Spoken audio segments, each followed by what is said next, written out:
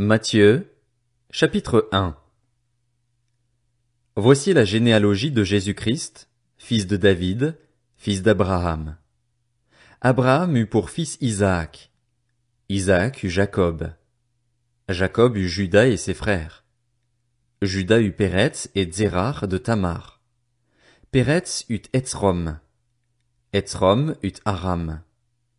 Aram eut pour fils Aminadab. Aminadab eut Nachshon. Nachshon eut Salmon. Salmon eut Boaz de Rahab. Boaz eut Obed de Ruth. Obed eut pour fils Isaïe. Isaïe eut David. Le roi David eut Salomon de la femme d'Uri.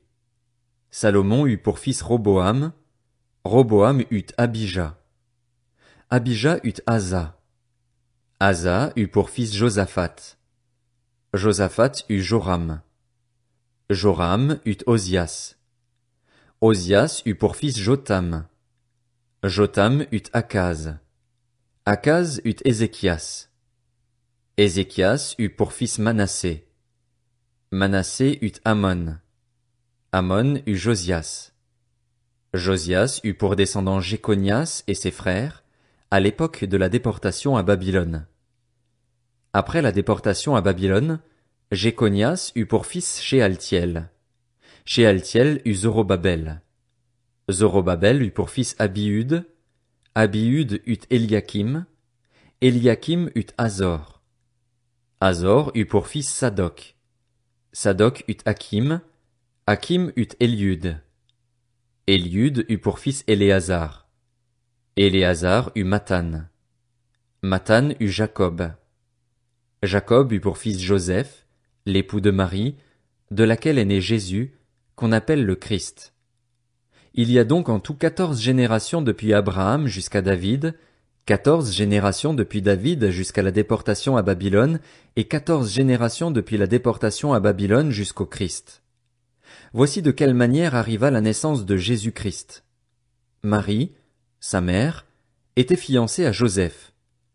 Or, avant qu'ils aient habité ensemble, elle se trouva enceinte par l'action du Saint-Esprit. Joseph, son fiancé, qui était un homme juste et qui ne voulait pas l'exposer au déshonneur, se proposa de rompre secrètement avec elle. Comme il y pensait, un ange du Seigneur lui apparut dans un rêve et dit « Joseph, descendant de David, n'aie pas peur de prendre Marie pour femme, car l'enfant qu'elle porte vient du Saint-Esprit. Elle mettra au monde un fils et tu lui donneras le nom de Jésus, car c'est lui qui sauvera son peuple de ses péchés. » Tout cela arriva afin que s'accomplisse ce que le Seigneur avait annoncé par le prophète. La Vierge sera enceinte. Elle mettra au monde un fils et on l'appellera Emmanuel, ce qui signifie Dieu avec nous. À son réveil, Joseph fit ce que l'ange du Seigneur lui avait ordonné et il prit sa femme chez lui, mais il n'eut pas de relation conjugale avec elle jusqu'à ce qu'elle ait mis au monde un fils, premier-né, auquel il donna le nom de Jésus.